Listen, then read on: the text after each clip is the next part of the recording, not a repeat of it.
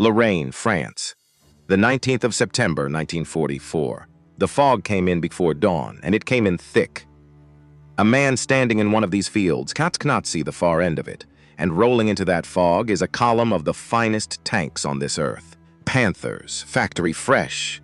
The paint is barely dry on them. That long gun can kill an American Sherman at 2,000 yards, and nothing an American Sherman carries can break their frontal armor at any range worth fighting at. That is not German propaganda. That is the arithmetic. Every American tanker on this continent knows it, and it has been killing them since June. Somewhere in that column is a tank commander. We do not know his name. Nobody wrote it down. But we know exactly what he was told, because the Germans wrote that down. He was told the machine would save him. He was told that nothing the Americans have can touch him, and that was true. It is going to get him killed. Because out there in the gray on a low ridge he cannot see, sitting on ground he has never scouted, are 4 American vehicles. Not tanks. They only weigh 18 tons. Their frontal armor is half an inch thick. A heavy machine gun would go straight through them. Everything a soldier knows tells you these things are coffins. 4 American crews. They have been awake all night. They are cold, and they are frightened, and they are sitting exactly where they need to be. With their guns already laid on the road he is about to drive down. By nightfall, his brigade will be shattered, and he will never see the men who killed him. Not one of them, now. To understand how a boy in the best tank in the world was taken apart by an enemy he never lays eyes on, you have to go back 19 months. To a ravine in North Africa. To the worst beating the United States Army ever took from the German Army. Because this story does not begin with a victory. It begins with a disgrace. Tunisia, February 1943. There is a ravine near Tebessa that the American soldiers called Speedy Valley. It was a joke, and it was not a kind one. Deep inside that ravine, engineers had spent weeks with jackhammers and explosives, cutting tunnels into solid rock, not fortifications, not gun positions, offices. A headquarters carved into a mountainside, sheltered under stone, protected from an air attack that never came, for a man who had never once walked the ground his soldiers were about to die on. The distance from that ravine to the front line was roughly 70 miles. More than 100 kilometers of desert, mountain, and dust. Far enough that the sound of a battle would never reach it. Far enough that a commander could look at a maps and see clean, confident lines where his men saw only confusion. The man in that ravine was Major General Fredendall, 59 years old, commander of the United States 32nd Corps. And here is the first thing you need to understand, because everything that follows depends on it. Lloyd Fredendall was not a coward. That is the easy story. It is the story that gets told. It is wrong. Fredendall had spent decades in the United States Army. He was intelligent. He was aggressive in speech. Eisenhower had personally selected him, and Eisenhower was not a careless man. Fredendall had risen through an institution that had been starved of money and starved of an institution where promotion came not from what you had done in battle, because almost none of them had been in a battle, but from how long you had waited, seniority, time served, patience. He was not a failure of character. He was a product. The system had built him, promoted him, and placed him in command of 30,000 American lives. And now that system was about to be tested against the most experienced army on Earth. The test began on the 14th of February. Dawn came out of the east, and with it came the 10th and 21st Panzer divisions, rolling out of the Fade Pass toward the village of Sidi Bou Zid. And what they found waiting for them was not a defense. It was a scattering. Fredendall had ordered his infantry to hold individual hilltops. Jebel Asuda, Zebel Jelksira, isolated peaks separated by miles of open desert one garrisoned, is each one alone. His own armored division commander had objected. The positions could not support one another. They could not be reinforced. They could not be withdrawn. Fredendall overruled him. He had chosen those hills himself from a map in a ravine 70 miles away. By nightfall, those hills were islands in a German ocean, and the men on them were already lost. What happened over the following days was not a battle in any sense that a soldier would recognize. It was a dismantling. American tanks counterattacked in neat formations across open ground and were shot to pieces by anti-tank guns they never located. Radio nets collapsed. Orders arrived hours late, or arrived written in Fredendall's private slang, a personal code of nicknames and euphemisms that his own staff had to sit down and decipher like a puzzle while the shells came in. Infantry became the walking boys. Artillery became the pop guns. Units were described not by their designations, but by riddles. Men died waiting for those riddles to be solved. By the 24th of February, the United States Second Corps had been driven back more than 50 miles. Around 6,000 Americans were dead, wounded, or gone. Nearly 200 tanks destroyed. Over 100 half-tracks. More than 200 species abandoned in the sand where they stood. The finest industrial power on Earth had been humiliated by a starving army at the end of a broken supply line. And in Berlin, in Rome, in the intelligence sections of the German High Command, the conclusion wrote itself. The Americans had factories. The Americans had trucks. The Americans had oil. What they did not have was an army. That was the assessment. Set for exactly 1 week in February 1943, it was correct. But here is the second thing you need to understand, and this one almost no one tells you. While the American command was collapsing, the German command was doing something remarkably similar, because Erwin Rommel did not want to fight at Kasserine. Rommel, 51 years old, exhausted, sick, his face gray with the desert sores and the illness that would soon take him off the continent entirely, looked at the shattered Americans and saw something no map could show him.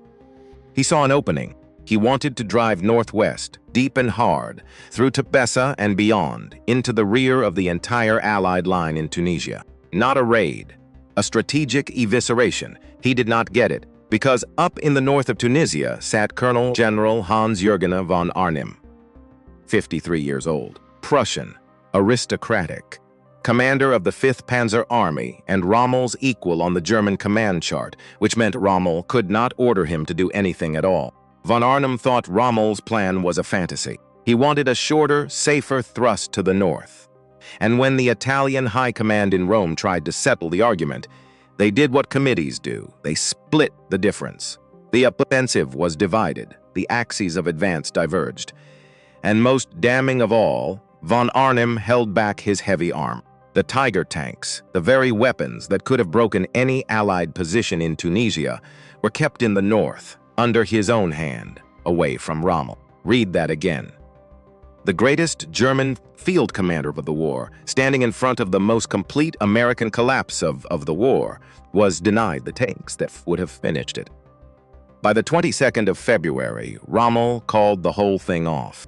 He had punched through the pass, mauled a corps, and stopped because the Germans could not agree on where to go next. So when the histories tell you that Kasserine was a masterpiece of German arms, understand what it actually was.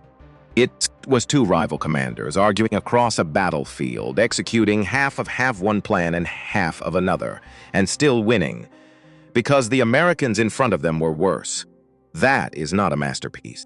That is luck wearing the uniform of genius, and luck runs out. Now watch what happens next. Because this is the moment the entire war in the West quietly turns. The Assistant States Army lost at Kasserine, and then it did the single most dangerous thing a losing institution can do. It told itself the truth. Eisenhower did not issue a statement about resilience. He sent men to look. Major General Ernest Harmon went forward, watched the Corps headquarters function, watched them commanding it, and came back with an assessment of 4 words. Fredendall, he said, was no damn good. Omar Bradley went next. He came back and said the same thing in Polder language. And on the 6th of March 1943, 10 days after the front finally stopped moving, Lloyd Fredendall was removed from command of 2nd Corps. 10 days. Now here is the detail that tells you everything about what the United States Army actually was, and it is the detail everyone leaves out. They did not disgrace him. They did not court-martial him. They sent him home and they promoted him. Lieutenant General command of the Second Army in the United States, training the men who would follow. Because the Army was not punishing a villain, it was correcting an error. The man was not evil. The machine was in the wrong job, in the wrong war, and the machine simply reached in and moved him to cold, unsentimental, almost inhuman, and utterly, ruthlessly effective. His replacement drove up in a convoy of armored cars with sirens screaming, standing upright, helmet polished. And if you have ever seen a photograph of him, you already know the face. George Smith Patton Jr., 57 years old. He had 17 days. 17 days before the Germans came again. Corps. The same beaten, humiliated, frightened men who had run at Kasserine. What changed in those 17 days was not equipment. It was not doctrine. It was not some secret weapon shipped in from Detroit. What changed was that failure now had a cost, and competence now had a reward. The 23rd of March, 1943, El Guetar. The 10th Panzer Division came down the valley at dawn, 50 tanks. The same division that had helped shatter the Americans 5 weeks earlier. They had no reason to expect anything different. They rolled into a minefield. The lead tanks stalled. The formation behind them compressed, bunched, and stopped being an attack and started being a target. And then the American artillery came down on them. Not one battery, everything within range, falling together on ground that had been surveyed and measured and written down days before. By evening, the 10th Panzer Division had been thrown back. For the first time in this war, an American force had stopped an experienced German armored division in the open and held the ground it stood on, and now the part the Army did not want to hear. The 601st Tank Destroyer Battalion went into that valley with 28 half-tracks. 20 of them were destroyed. 20 out of 28. 70% of the battalion, burning in the sand in a single morning, in vehicles with armor a rifle bullet could go through. The tank destroyers did not win at El Guetar. The tank destroyers died at El Guetar. What actually broke the 10th Panzer Division was the artillery and the minefield and the ground. And that is Zosmet, right there. Because a German after-action report would have explained why the doctrine had been correct. The American report said the doctrine was wrong. El Guetar was not proof that the system worked. El Guetar was proof that the system could look straight at its own dead and tell the truth about them. And there was one man watching all of this who understood exactly what it had cost and exactly what it was worth. A lieutenant general in Washington, 61 years old, the architect of the very doctrine that had just been paid for in blood at El Guetar. His name was Leslie McNair. Remember him. In 16 months, on a July morning in Normandy, the machine he built would kill him. Between the sand of Tunisia and the hedgerows of Normandy, there are 16 months in which nothing visible changed. The tank was still the Sherman, 33 tons. A short 75mm gun that could not punch through the front plate of a Panther at any range a man would call fighting range. And it burned. Not because of the engine, whatever you have heard. It burned because of where the ammunition was stored. And when the Army finally worked that out, they moved the ammunition and packed in water jackets and called it wet stowage. And the odds of a Sherman catching fire when it was hit fell from roughly 8 in 10 to about 1 in 10. Find the fault, fix the fault, ship the fix. Remember that, because it is the whole story. The rifle was still the Garand. The helmet was still the same seam steel pot. The men were still farm boys and mill hands and shipping clerks from Ohio and Alabama and Queens. Nothing you could photograph had changed. And yet, on a July morning in 1944, the finest armored division in the German army would be destroyed. Not defeated, destroyed. Its combat power gutted before a single American infantryman crossed the start line. Not by a better tank. By 4 things has the not bear in any photograph. 4 pillars. And every one of them was paid for in a currency that never shows up in the production figures. The first pillar, the guns that arrived before the sound. Start here, because if you remember only one thing from this entire story, remember this, sis. Ask a German veteran, decades later, sitting in a kitchen in Bavaria with gray hair and grandchildren playing on the floor, what he feared most about the Americans. He will not say the Sherman tank. The Sherman was a joke to men who crewed Panthers. He will not say the Thunderbolt, though he will respect it. He will not say the American infantryman. He will say the artillery. And then, very often, he will stop talking. Understand what artillery meant in 1944. Every army on Earth had guns. The Germans had superb guns, superbly crewed, served by men who had been doing it since Poland. The difference was never the steel, and it was never the skill. The difference was time. In a German battery, a fire request came in, and it went up a chain. It was received, it was evaluated, it was passed along, it was approved. Somewhere behind the line, a senior officer had to look at a map and say yes. Guns had to be laid. Corrections had to travel back down the same chain, hand to hand, voice to voice. From the moment a German observer saw a target to the moment the first shell landed on it, 30 minutes was ordinary, sometimes an hour. 30 minutes is an eternity in a war. In 30 minutes, an infantry company can cross a field, clear a farmhouse, dig in, and be somewhere else entirely. 30 minutes is enough time for the target to become a memory. Now the Americans built a thing called the Fire Direction Center. It sounds like nothing. It sounds like an office. It was one of the deadliest inventions of the 20th century, and almost nobody outside the artillery has ever heard of it. A forward observer, often a lieutenant, often 22 years old, lying in a wet ditch or riding in the lead tank with a radio strapped to his back, could see a target. He did not need to know the mathematics. He did not need to calculate anything. He did not need permission from a general. He simply called it in. And in a tent behind the line, men with plotting boards and slide rules and a telephone did in 90 seconds what other armies did in half an hour. They took his rough grid reference and they computed firing solutions, not for one battery, for every battery within range. Different guns at different distances on different bearings with different shell flight times. Then they timed the whole thing so that every round from every gun landed in the same instant. They called it time on target. Now put yourself on the receiving end of it. Really do it. Because this is the thing the Savaisos could never explain to their wives. There is no whistle. There is no single first shell that gives you a second and a half to throw yourself flat. There is no ranging round walking towards you across the field. No polite warning. No time to run for the tree line. There is silence, and then the world ends.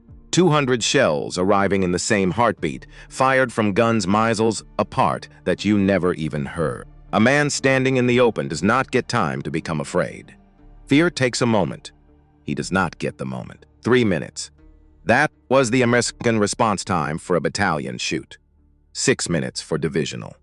Under 10 for a corps-level mass fire, and a corps-level mass fire meant every gun within reach of that map square. Dozens of them. Sometimes hundreds, all landing together. Now think about what that does to the German way of war. Everything the Germans did was built on concentration. Gather the Panzers, mass them at the decisive point. Strike hard, strike fast, break through. The American artillery system turned concentration to suicide. The moment German armor bunched up to do the one thing German doctrine required it to do, it became a grid reference. And a grid reference was a death sentence with a 3-minute delay. This is the first pillar. Not a weapon. A telephone, a plotting board, and a 22-year-old lieutenant who had been given authority to bring down the sky without asking anyone's permission. The second pillar. The man in the tank with the wrong radio.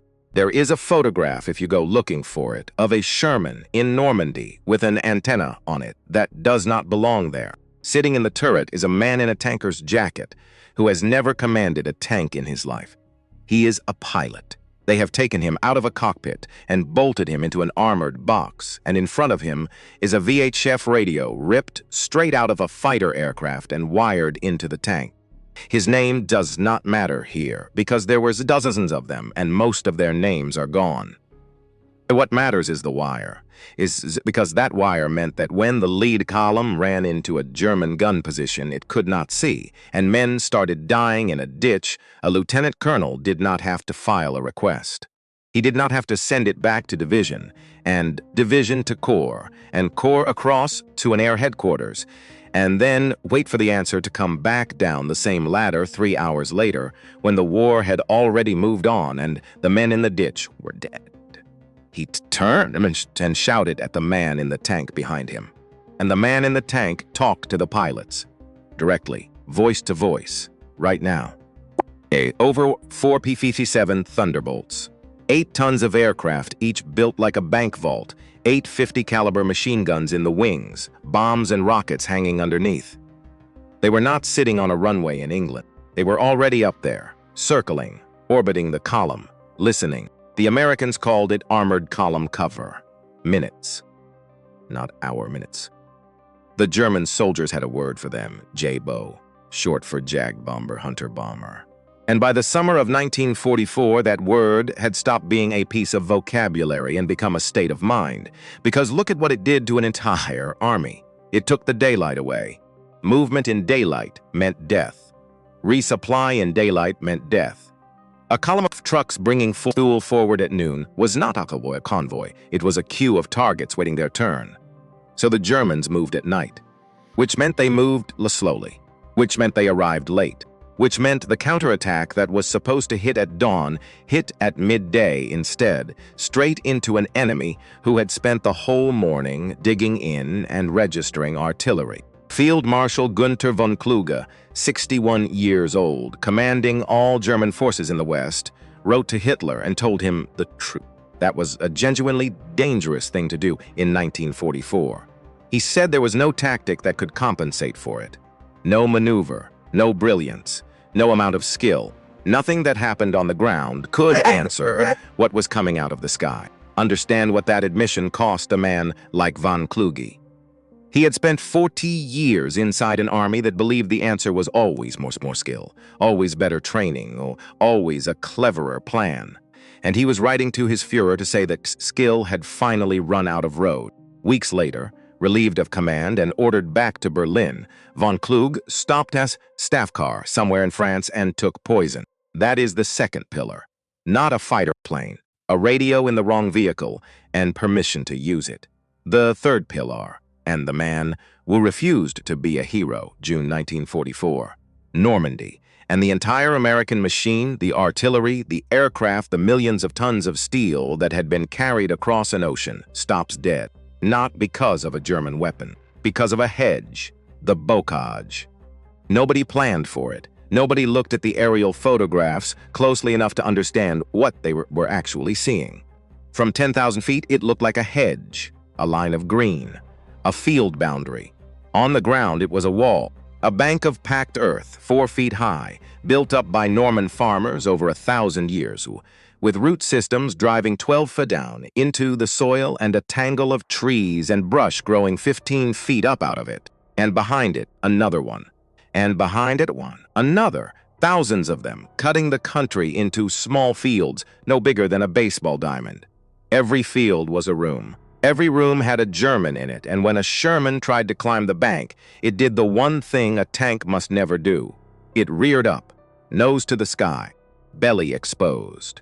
The thinnest armor on the entire vehicle, presented like an offering to a man with a Panzerfaust standing 40 yards away in the hedge. The advance slowed to a mile a day, sometimes less. American infantry died in those fields at a rate that shook men who had already survived Omaha Beach. The Army threw everything it had at the problem. Engineers with demolition charges, but blowing a gap took time, and the noise told the Germans exactly where you were, and they had already zeroed a machine gun on the spot. Bulldozers, but there were never enough of them, and they were slow, and they had no armor to speak of. And then, in a field somewhere in Normandy, in a meeting of tired sergeants and junior officers chewing on a problem that had no answers, a soldier spoke up. His name was Roberts, a private from Tennessee. That is very nearly everything history knows about him. What he said was some sluice to this. Why don't we see put saw teeth on the front of a tank and cut through the hedge instead of climbing over it? And the room laughed at him. Now, stop here. This is the moment, not the invention, this. Because one man in that room did not laugh. Sergeant Curtis G. Cullen, Jr., 29 years old. Before the war, he had sold liquor for a distributor in New Jersey. No engineering degree, no mechanical training, no technical background of any kind. A salesman with a clipboard. He looked at a joke, and he saw a machine. Cullen needed steel. And here is the detail in this story that sounds invented, except that it is entirely true. He got it from the beach, from the Czech hedgehogs. The great X-shaped iron obstacles the Germans had welded together and planted in the surf all along the Normandy coast, designed to tear the bottoms out of American landing craft as they came in. The Germans built them to stop the invasion. The Americans dragged them off the sand, cut them into teeth, sharpened them, and welded them onto the front of Sherman tanks. On the 14th of July, they brought Lieutenant General Omar Bradley out to a field to watch. Bradley, 51 years old, the commander of the First Army. Not a showman, a quiet, bespectacled, methodical man who looked more like a high school principal than a warlord, and who understood arithmetic better than almost any general in that war. The Sherman came at the hedgerow at 10 miles an hour, and it did not climb. It went through. Under the roots, nose down, belly hidden. It came out the other side into the next field with its gun already tracking, and the German waiting on the far side never got to see a soft underside of anything. Bradley did not deliberate. He did not form a committee. He ordered them built, all of them, immediately. Ordnance battalions worked around the clock under camouflage netting, welding arcs, flickering blue through the Norman nights, cutting up the enemy's own beach obstacles. In roughly 11 days, they built and fitted about 500 of them. They called it the Rhino. By the 25th of July, 3 out of every 5 tanks in the First Army had one bolted to the nose. Cullen was awarded the Legion of Merit. He was brought before us. There was talk of newsreels, of the sergeant who unlocked Normandy, of a face for the home front to love. And Curtis Cullen stood there in front of those officers and told them it was not his idea. He told them about Roberts, the private from Tennessee. He said it out loud at the exact moment when all he had to do was keep his mouth shut and be a national hero for the rest of his life. He gave the credit away to a man that history has almost completely forgotten. And I want to be careful here, because this is precisely the point where a story like this turns into a lie. It would be very easy to tell you that Curtis Cullen was a great man and leave it there. That is not the point. The point is what it proves. The idea came from a private. It was built by a sergeant. It was tested in a farmer's field. It was approved by an army commander within days. And it was in mass production inside 2 weeks. That is not genius. Genius is common. Genius is cheap. Every army in history has had clever privates and inventive sergeants with good ideas, and in most of those armies the idea died in the field where it was spoken, because nobody above them was listening, and nobody above them had any way to act on it if they had been. The German army did not lack for brilliance. Its engineers were the best on earth. What it lacked was a machine that could hear a private from Tennessee and put its IDC on 500 tanks in 11 days. That is the third pillar. Not the hedge cutter, the listening. And Cullen? 4 months later, in the Hurtgen forest, a mine took his leg. He went home. He went back to selling liquor. He died in 1963 at 48 years old. He never once claimed the idea was his, the fourth pillar, the arithmetic of the dead. Here is the thing that never makes it into the movies. A tank does not usually explode. It is hit.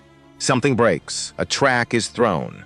A final drive shears. A round comes through and kills 2 men, and the other 3 crawl out and lie in the grass, and the machine just sits there in the middle of a field, smoking, silent, still recognizably a tank.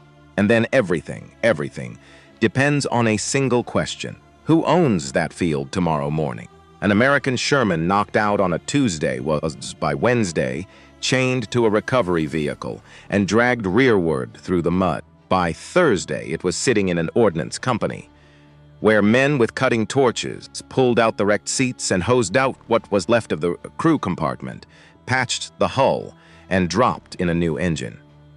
And the Sherman had just been designed from the drawing board for exactly this. Every major component built to be pulled out and replaced by an ordinary mechanic with ordinary tools, standing in a muddy field in the rain, at night, in the dark. By the following week, that tank was back on the line. New crew, new name painted on the hull. The German Panther was the better machine. Let us be completely honest about that, because this entire story is worthless if it is not honest. Better gun, better armor, better optics. In a straight fight, on open ground at 1,000 yards, the Panther kills the Sherman, and the Sherman does not kill it back. And the Panther was a nightmare to keep alive. Its final drives failed under a weight the design had never been meant to carry. Its transmission was a multi-day job requiring specialized lifting equipment that simply did not exist in a hedgerow in Normandy. German Panzer divisions routinely went into action at half strength, and often it was not because half their tanks had been shot. It was because half their tanks had broken. And when the Germans fell back, and by August 1944 they were always with every broken machine stayed where it stood. Not damaged, not repairable, lost, permanently. A German tank that broke down was gone from the war forever. An American tank that was shot to pieces came back the following week. That is the fourth pillar, and it is the coldest one, because it means the war in the West was decisive it's inside a repair shop as it ever was on a battlefield. The 25th of July, 1944, 9:30 in the morning. All four pillars are about to fire at once in the same places, for the first time. Operation Cobra. Bradley's Ensk plan is not subtle. Take a rectangle of French farmland west of St. Lo, about 7,000 yards wide, and erase it from the earth. 1,500 heavy bombers. Hundreds of medium bombers behind them. Fighter bombers behind those. More than 3,000 tons of high explosive poured into a box smaller than a small American town, inside 90 minutes. Sitting inside that box is Panzer Lair. Now, the word elite gets thrown around in these stories until it means nothing at all. So understand precisely what Panzer Lair was. It was built out of instructors, not conscripts, not teenagers scraped out of a factory. The men who taught armored warfare at the German entry schools, the demonstration division. The people who wrote the lessons that every other Panzer division in the Wehrmacht studied. If the German army had a first team, this was it. It had fought in Russia. It had fought in Italy. It had bled in Normandy already. Its commander was Lieutenant General Fritz Bayerlein, 45 years old, who had been Rommel's chief of staff in Africa and had seen every kind of hell a man could see and come out the other side. At 9:38 in the morning, the sky above him filled up. What Bayerlein described afterward was not a bombardment. It was a landscape being unmade, guns thrown into the air like sticks, tanks turned upside down, new craters swallowing the craters that came before them, men in foxholes who simply stopped being men.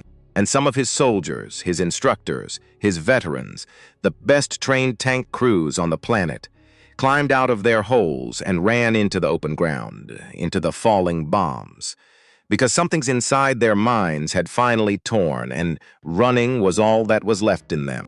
And when word came down from von Klug that the line was to be held, Bayerlein sent back a report that is still read aloud in war colleges today. His men were holding, he said, every one of them. Not a single man had left his position. They were lying perfectly still in their holes, because they were dead. By the end of that morning, somewhere between half and 70% of Panzer Lair's fighting power had ceased to exist. Before one American infantryman crossed the start line. That is the answer to the question in the title of this video. That is what terrified Germany's elite Panzer divisions. It was never a Sherman tank. It was a system that could destroy the best armored division in the German army before the battle even started. But a system does not care whose uniform you are wearing, because the bombers came in that morning on a bad heading, and the marker smoke drifted the wrong way, back over American lines, and the crews aimed at what they could see. Some of those 3,000 tons fell short. They fell on the American 30th Infantry Division. 111 Americans killed, nearly 500 wounded, torn apart by their own aircraft. In the space of a few minutes, on the best morning the American Army had, and out in a foxhole near the front line, watching it come down, was a 61-year-old lieutenant general who had absolutely no operational reason to be there. Leslie McNair had spent the war in Washington. He had built the Army. He had designed its divisions. He had written its training programs. And he was the architect of the tank destroyer doctrine, the very doctrine that, 8 weeks later, would save the American position at Aracourt. He had come forward because he did not believe a general should ask men to stand under something he would not stand under himself. Bombs fell short. They found his foxhole. When the men came looking for him afterward, the only way they could identify what was left was by the 3 stars still pinned to his collar. Leslie McNair became the highest-ranking American killed by enemy action in Europe, except that it was not enemy action. He was killed by the machine he had built, functioning exactly the way we designed it to function, on the morning of its greatest triumph. They buried him in secret, no announcement, no headline, no honors, because he had been used as a decoy in a deception plan to hold German divisions in the wrong place, and admitting he was dead would have told the enemy the whole thing was a lie. The man who built the American Army went into the ground in France with almost nobody there and not a word said over him. And 8 weeks later, in a bogs outside a French village that nobody in America had ever heard of, the doctrine he wrote, the doctrine that everybody said was wrong, was about to meet the finest tank Germany ever built. Lorraine, September 1944. Go back 3 weeks first, because the door that Germany is about to walk through was opened by the Americans themselves. At the end of August, Patton's Third Army, which had torn across France fast the map makers could not keep up, simply stopped. Not because of the Germans, because the gas was gone. Understand the irony sitting at the heart of this. The fourth pillar, the logistics, the trucks, the Red Ball Express, running day and night out of Normandy, had done its job so well that the spearhead outran the shaft. The American Army had beaten itself. Tanks stood still in French fields with full magazines and empty fuel drums, waiting on gasoline that was 300 miles behind them. That pause was the last gift the German army in the West would ever receive, and Adolf Hitler saw exactly what it was. He ordered a counterattack. He would take his brand-new Panzer brigades, the ones being assembled in the Reich out of fresh factory Panthers, and he would drive them into the flank of the Third Army, and he would cut Patton off from his own supply line. The man given the job was General of Panzer Troops Hasso von Manteuffel, 47 years old. Small, wiry, a former cavalry officer, a genuinely brilliant armored commander. He had fought on the Eastern Front. He had been given the Knight's Cross with oak leaves. He knew exactly what he was doing, and when he looked at what Berlin had actually handed him, he must have felt something very close to despair, because this is the part of the story that nobody tells you. The 111th and 113th Panzer Brigades were not elite. They were not veterans. They were not the Panzer Lehr. They were not the men who had burned across the Russian steppe in 1941. They were new formations, thrown together in a matter of weeks, filled with young men who had been given whatever training the Reich could still afford in its 4th year of losing. Many of the tank crews had never fought. Some of them, according to the German reports themselves, could not read a military map with any confidence. They had almost no reconnaissance. They had no organic artillery worth the name. The infantry attached to them barely knew the tank crews. The tank crews barely knew each other. What they had, and the only thing they had, was Panthers. Beautiful, terrible, factory-fresh Panthers. 75mm high-velocity guns. Sloped frontal armor that no Sherman on the field could penetrate from the front at any sane range. Berlin had looked at that specification sheet and they decided it was enough that the machine could substitute for the man. That is the German mistake of the entire war, compressed into 2 brigades, and it is about to be paid for in the fog. The morning of the 19th. The fog rolls into the Lorraine valleys before dawn, dawn so thick that a man cannot see the far side of a wheat field, and this is the hinge the entire battle turns on. To the Germans, that fog was a gift from God. For 3 months, everything they had tried to do in daylight had been butchered from the air. The Jabos owned the sky. Every road move, every assembly, every counterattack had been broken up by American fighter bombers before it even started. And now, finally, the sky was closed. The P-47s were grounded. The American artillery observers could not see. The greatest advantage the Americans possessed had been switched off by the weather. The German commanders looked at that fog and saw a level playing field at last. They were wrong, because the fog did not level the field, it reversed it. The entire value of a Panther is range. That gun, that superb optical sight, that ability to sit at 2,000 yards on a ridgeline and kill Shermans before the Shermans can even identify where the shooting is coming from. That is the whole argument for the tank. Fog does not care about your optics. Fog reduces every engagement to 200 yards, and at 200 yards, in a valley you have never scouted, on ground you have never seen, against an enemy who has been sitting on that ground for weeks and has ranged every hedgerow and every farm track. The Panther's frontal armor and its magnificent gun are worth exactly nothing, because at 200 yards, nobody is shooting at your front. They are shooting at your side, and a Panther side armor is thin. What was waiting for them? Combat Command A of the 4th Armored Division. Commander Colonel Bruce C. Clark, 43 years old. An engineer by training, a big slab of a man from upstate New York. The kind of officer who did not shout because he did not have to. Under him, commanding the 37th Tank Battalion, a 30-year-old lieutenant colonel named Creighton Abrams, short, blunt. A cigar permanently clamped in his jaw. He had already had Shermans shot out from under him and climbed straight into the next one. They had fewer than 100 tanks. They were outnumbered, and they had been on that ground for less than a week. Understand what an American armored unit does when it stops moving. It surveys, it maps, it walks the fields, it registers the artillery on every road, every ridge, every farm track a tank could possibly use. Less than a week. And every approach route into Aracourt already had a fires mission computed and sitting to plotting board in a tent behind the lines. That is what the machine could do with 7 days. The Germans were about to drive into a valley where the shells had already been aimed. They just had not been fired. Out in front, in the mist hidden behind a low ridge, were 4 vehicles that were not tanks at all. The Hellcat. The M18 Hellcat looks like a mistake. 20 tons, in a war where the enemy is fielding 45-ton Panthers and 57-ton Tigers. The frontal armor is about half an inch. Half an inch. A heavy machine gun can go through it. Shell fragments can go through it. An open-topped turret, so a mortar round bursting in the trees above you can kill the entire crew where they sit.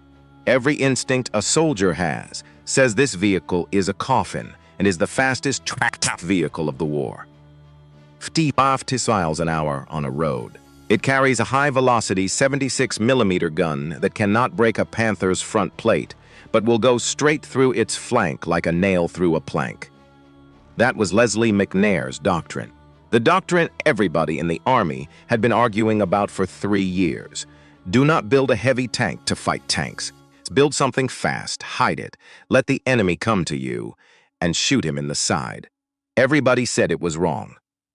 On the morning of the 19th of September, in a fog bank in Lorraine, it stopped being a theory.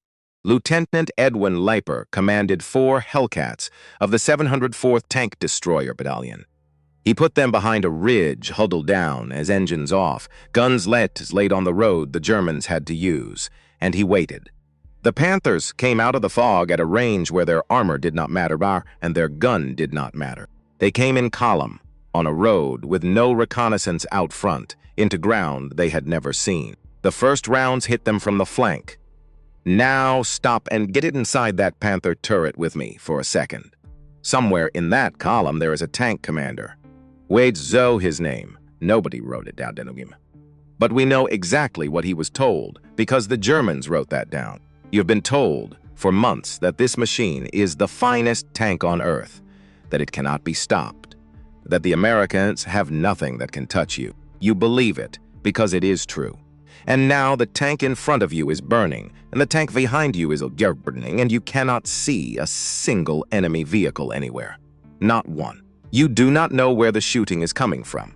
You swing the turret left. Nothing. You swing it right. Nothing but fog and hedges. Your commander is screaming into the radio at men who cannot help him. And there is no page in any manual you were ever taught that tells you what to do next. Leaper's platoon was credited with destroying a large number of German tanks that morning, before the survivors could even locate them. Then they pulled back, moved to fresh positions, and did it again. Ambush, kill, move. That was it. That was the whole trick. The man in Pipper Cub. There is the thing that even now sounds like a barracks legend, except that ground observers confirmed it. Major Charles Carpenter, 32 years old. Before the war, he taught history in a high school in Illinois. A quiet man with a receding hairline who had spent his working life explaining wars to teenagers, and now found himself inside one. He flew a Piper L-4 Grasshopper, an artillery observation plane. Fesbrick stretched over a wooden frame, no armor, no guns, 5 miles an hour, flat out with a tailwind. The Luftwaffe generally did not even bother shooting at them. Carpenter bolted 6 bazooka tubes to the wing struts of his aircraft and wired the triggers into the cockpit. He painted a name on the nose, Rosie the Rocketer. When the fog lifted around noon on the 20th, and Carpenter saw German armor moving on Aracourt, he pushed the nose down and dove at Panther tanks in an unarmored airplane made of cloth. He flew multiple sorties that afternoon. He landed to reload and went back up and did it again. Ground observers credited him with knocking out several German armored vehicles that day. I want to be honest with you here, the way this story has tried to be honest with you the whole way through. Those claims were never independently verified. In the fog and smoke of an armored battle, nobody counts carefully. But the men on the ground saw a schoolteacher in a fabric airplane dive on a column of Panthers. And that image, whatever the final tally was, tells you exactly what kind of army he belonged to. An army where a history teacher with a welding torch and an idea did not have to ask anybody's permission. The Beale. By the end of September, the counterattack was finished. Von Manteuffel had begun with somewhere around 260 tanks and assault guns. He ended with roughly 60 still running. 2 brand-new Panzer brigades, the last armored reserve Germany could scrape together in the west before the Ardennes, were simply gone, burned in the fields of Lorraine by an enemy with an inferior tank. Clark's Combat Command A lost 25 Shermans and 7 tank destroyers. 25. That is the arithmetic. That is what the 4 pillars did to the finest tank of the Second World War when it was crewed by bullet boys who had never been taught how to fight. 2 last. And they matter more than the victory. The tank destroyer doctrine won at Aracourt. It won completely. Everything Leslie McNair had argued for, everything he was mocked for, was vindicated in that fog. 8 weeks after his own bombers killed him in a foxhole in Normandy. And after the war, the United States Army looked at the tank destroyer, examined it coldly, and abolished it. The whole branch. Gone by 1946. They concluded that McNair had been wrong, that the answer to a tank was in fact a better tank, and that the ambush doctrine had only worked because of everything around it. The artillery, the air, the maintenance, the men. Think about what that means. System that won at Aracourt turned around and dismantled the very idea that it had saved it, because the evidence said so. That is the whole thing. That is the entire point of this story. An institution willing to eat its own success the same way it had eaten its own failure at Kasserine.